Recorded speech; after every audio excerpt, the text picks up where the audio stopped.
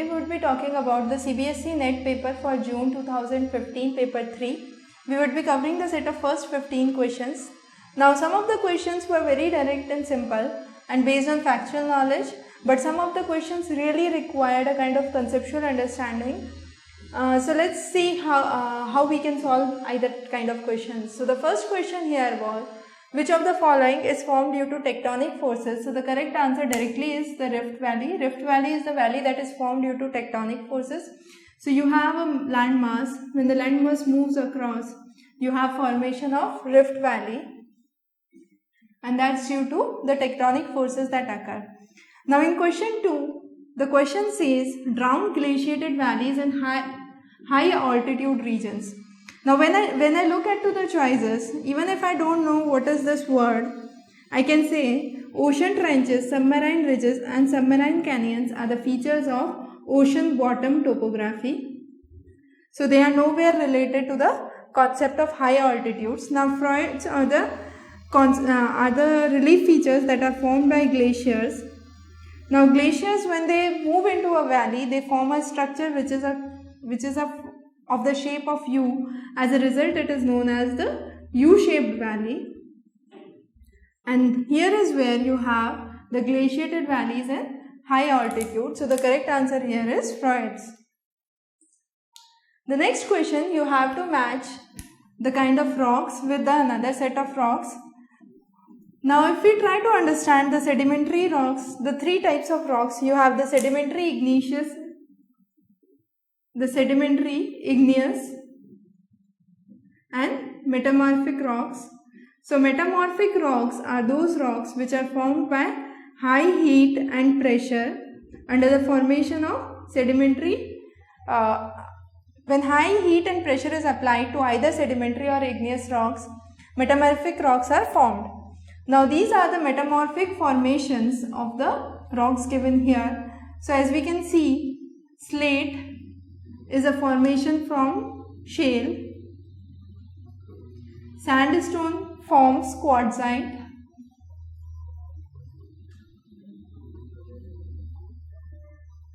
Granite forms gneisses. And basalt forms the schist. So that's a kind of question which is again based on factual knowledge. The next question is a kind of very applicative question or a conceptual question that we need to understand. Now the first statement itself is incorrect. Kant did not introduce the concept of Newton's law of gravitation into his theory. He is nowhere related to Newton's law of gravitation. His theory, Kant and Laplace together gave the concept of nebular hypothesis. But among these, Kant is believed to be the real propounder of nebular hypothesis. He said when there is a mass of dust and cloud, it slowly and gradually contracts. As it contracts, the speed of the mass increases, and when the speed increases, you have gas particles which surround it as a ring, and from these gas particles you have formation of planets that takes place. So this was the basic theory of origin of Earth which Kant propounded and was known as nebular hypothesis. Laplace was the person who initiated this theory. So this is correct. Under this theory again he talked about conservation of angular momentum. Now what is angular momentum? If I denote angular momentum by L, I can say it is equal to mvr. So mass of the body remains mass of the body is constant. So what would happen is, if the radius of the body is more or is increased, the speed or the velocity would decrease, but if the radius is less, the speed would increase. So a classic example of this is a dancing doll. So when you have when there is a doll that is dancing, if the hands are far off, the doll would dance at a lower speed. But as the hands get closer, the speed of the doll will increase. So this is how we understand the concept of conservation of angular momentum. So I have a simple video here to demonstrate the conservation of angular momentum. Now if you see in this video,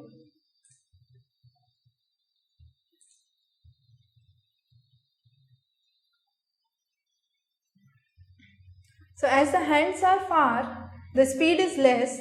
When the radius decreases, the hands come closer, the speed increases, subsequently more. So that is why we say he developed a theory that accepted the principle of conservation of angular momentum is correct. So B and C are the correct choices here. So 2 would be the correct answer. Now let's move on to the next question. Excessive folding results in the formation of nape. So you have an anticline and a syncline in the fold.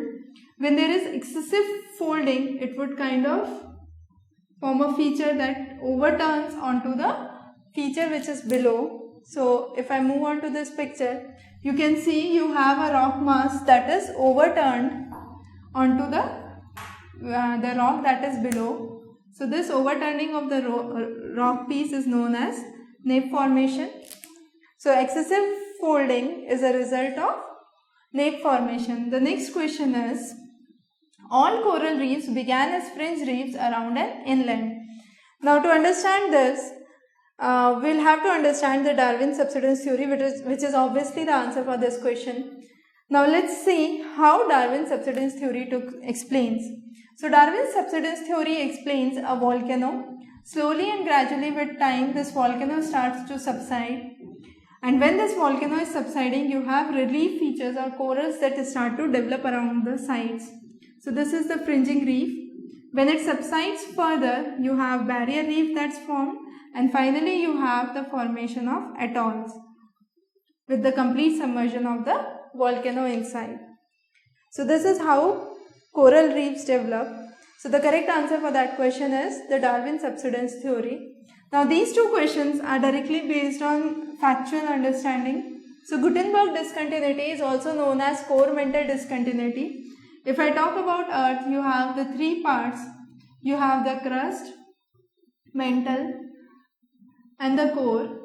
The layer that separates, or the discontinuity that separates mantle and the core, is known as Gutenberg discontinuity. So the correct answer is, it is found between mantle and core, usually at a depth of 2880 kilometers. The next question is, who postulated the concept of seafloor spreading? We will be covering seafloor spreading in detail in a separate session. So this concept was propounded by Harry Hess. That's a kind of very direct question.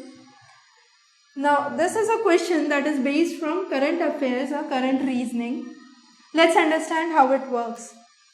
So Mauna Loa is a volcanic shield in Maui County in Hawaii. Now since this is an area which is kind of isolated area, there is not much environmental degradation or environmental human activities, I should say, in this area. As a result, this observatory at Mauna Loa is considered to be one of the most precious observatories as it has been monitoring atmospheric carbon dioxide levels since 1957, and it is the oldest with most reliable data. Its data is considered to be most reliable and valuable and most precious because that is the only observatory that has been providing data for atmospheric carbon dioxide since such a long period of time, more than 50 years, 60 years of span now. And this region is least affected by human activities. As a result, this is the most preserved observatories of the world. So the correct answer here is continuous monitoring of carbon dioxide levels since 1957. Now this question is a direct question that is again asked. In the paper 2, there was a question on isobath. So wherever the word iso comes in, iso means equal. So line joining places of equal values. Now the word halide means salinity. So I can say line joining places of equal salinity, the correct answer would be isohalide. Line joining the places of same cloudiness is neph. Neph means cloud. So answer would be isoneph here. Duration of sunshine. Sunshine means hell, so it would be isohel. Helio is the word that we use for sun. The last is places joining equal wind speed. The correct answer is isotach. So that is again a kind of very direct question. You need to remember the various names, the isonefs, isobats, isohalines, isopleth, and so on. The next question, the only truly continuous pressure belt on the earth is, if I want to say I am talking about a continuous pressure belt, that means there is no interference or no distractions in that region. So out of the north and the south hemisphere, if I say south hemisphere is the area which has less landmass, as a result there would be less discontinuities. Now among the south hemisphere, if I talk about subtropical and subpolar, in the subtropical region you have Australia and the island groups of Indonesia, but under subpolar you barely have any landmass. So the correct answer here would be south hemisphere subpolar low region, which is a really continuous pressure belt because there is factually no landmass, no prominent landmass that is there. The next is, which of the two global winds originate from subtropical highs? The correct answer here is trade winds and westerlies are the two winds that originate from subtropical highs. Now this question is a kind of very tricky question because first of all this question is based on environmental lapse rate. So the question says this is 0 kilometers and this is 10 kilometers. At 10 kilometers the temperature is minus 40 degrees. What would be the temperature here? Now this question is based on the concept of ELR or environmental lapse rate, where we say the temperature falls with every kilometer. The fall in temperature would be 6.4 degrees Celsius. Now the aviation standards specify this as 6.49 degrees Celsius as the correct value. So if that is for 1 kilometer, for 10 kilometer this value would be 64.9 degrees Celsius, and you have minus 40 degrees here, so the answer here would be positive 24.9 degrees Celsius. So the correct answer would be 24.9 degrees Celsius. The closest match here is 25 degrees Celsius. Now most of the students, what they do is they consider this value as 6.4 degrees Celsius, and most of them have marked the answer as 24 degrees Celsius, but in reality the correct answer should be 25 degrees Celsius because it would be 24.9 degrees Celsius. The next question is, which of the following is not a necessary condition for condensation? So for condensation, you need a surface where the condensation is taking place. The water should have the appropriate level of saturation, so surface is important. Level of saturation is important, and there should be some hygroscopic nucleus around which the condensation is taking place, and that hygroscopic nucleus would be the water vapor. So the correct answer here would be high altitude. High altitude is no way related to or is no way a necessary condition for condensation. The next question is a question based on assertion reason. So here what we try to do is, we try to first understand the question itself. If I talk about land and sea, I can say land, the depth is less, the sea, the depth is more. So if the amount of heat is required to heat a parcel of water, it would be much more as compared to land. So I can say land surface is heated more quickly and to a greater extent as compared to water surface at an equal amount of insolation. That's totally correct because the depth is less, so the amount of insolation required would be less. And finally, this is mainly attributed to the fact that specific heat of water is more than the land. So this is the incorrect reason here. So the assertion is correct and reason is incorrect. The specific heat of water is much more than the land.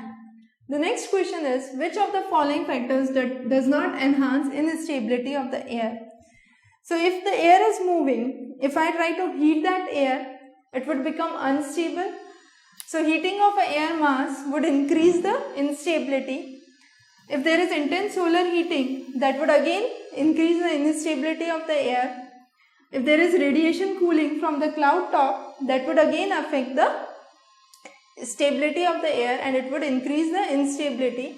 But what would happen after sunset? It's nowhere related to the stability of air. So that is the only option that does not suffice, which does not enhance the instability of the air. So the correct answer here would be 1. The next question is speed of an ocean current is. So if for 12 hours, if the wind is blowing at the speed of 100 centimeters per second on the ocean surface, the ocean current moves at a speed of 2 centimeters per second. So from this, if I calculate, I can say it's 2% of the prevailing wind. So the correct answer here is 2% of the prevailing wind, which is again a very direct question. The next question, ocean water was iceberg free during which era? Mesozoic era was the era which was considered as the warmest of all these eras. As a result, due to high temperature in this era, there was no icebergs. Whatever icebergs were there, they kind of melted down. And so the correct answer here is Mesozoic. This is again an era of dinosaurs and lizards. The next is salinity of sea ice. This is directly from the class that we have already taken previously on ocean temperatures and brine rejection. So this is explained by the concept of brine rejection. Now what happens under brine rejection is, on the poles you have the salt or the brine that gets rejected from the cavities that are formed, and it percolates into the deep ocean, and the top surface, which is usually the sea ice, practically remains salinity free. So the correct answer here is 0 to 3%. We have discussed this completely into the class on brine rejection and ocean temperature. You can refer that class for details on this topic, but this question is a kind of very conceptual question, because you can solve this question only if you know the concept of brine rejection. You cannot find this answer directly into some book or something. The next question, this question I believe students should get a bonus marks, because first of all the question itself is incorrect. If these are the values of the sediment transportation or the suspended load, the values here cannot be in the format of 10 raised to power 4. They should be in million tons, that's 10 raised to power 6. So first of all, the question itself is incorrect, but still we'll try to understand how to solve this question. Now, there are two things. One is the water discharge. So that's the amount of water that is flowing into the river. The amount of water that is flowing into the river is highest for Amazon river. That includes the top 7 rivers next to Amazon, and is equal to the water discharge of Amazon itself. So the water discharge, if I talk about, is highest in case of Amazon. But when I talk about the sediment transported or the suspended load, it's the amount of sediment that is carried along with the river to the ocean for the deposition. This is highest in case of the river of the combined Ganga-Brahmaputra river system. Of these, Brahmaputra has higher than Ganga, and the next is Yangtze and Mekong. So the correct order should be Brahmaputra, Ganga, Yangtze and Mekong at the lowest level. Now here is some of the data that you can see, which shows Ganga-Brahmaputra at the highest. Then you have Yangtze. This all values are in the units of 10 raised to power 6 tons per year. And finally you have the Mekong at 160. Now none of these values or similar values can be seen here. So this is a kind of question which is kind of either typing mistake or some error in this question. And it should be a definite bonus mark for all the students. But for us, this is the fact that we need to remember. This is the decreasing order of suspended load. So highest suspended load with Ganga-Brahmaputra, followed by Yellow River, Amazon, Yangtze, Irrawaddy, Magdalene, Spain. Then you have Mississippi, Orinoco, Red River and Mekong. That should be the correct order. The next is, this is a kind of very direct question. The place where organism or the community of organism lives is known as habitat. So habitat is a place where a community of organisms live together. The next question is, This question is directly on the definition of photosynthesis. So if I try to define photosynthesis, I would say photosynthesis is a process where radiant energy transforms into chemical energy, or radiant energy gets converted into chemical energy. So you have water, carbon dioxide and sunlight from the radiant energy that converts into glucose and oxygen. And this is a kind of chemical process that is taking place. So the correct answer is radiant energy is converted into chemical energy. The next question is on the Widow's waters. Widow's water is the water that lies between the ground surface and the water table. So you have the water table here, and this is the ground surface. The region between the ground surface and the water table includes or consists of unsaturated zone, and this unsaturated zone is known as Widow's waters. The next question is a question that is repeated from paper 2. There was a question in paper 2, how many micro and macronutrients are there, or nutrients essential for the plant. Here we are trying to understand which of the following is not a macronutrient, means which of the following is a micronutrient. So carbon, nitrogen and oxygen are required in bigger amount. Whatever is required in big amount is from the word macro itself, and micro means small. So whatever elements are required in huge amount are macronutrients like carbon, nitrogen and oxygen. Whatever are required in small amount are known as micronutrients, and the example here would be iron. The final question is a question again based on who propounded the theory. So Mark Jefferson was the person who gave the concept of primate cities. Under this concept, he explained that the largest city is nearly twice as large as the next city. We have already covered this class on primate city in the previous sessions. You can check out that class on understanding what is the concept of primate city propounded by Mark Jefferson. With this, we covered the first 25 set of questions. We would be covering the further set of questions in the subsequent classes. You can subscribe to ExamRace channel for any further updates.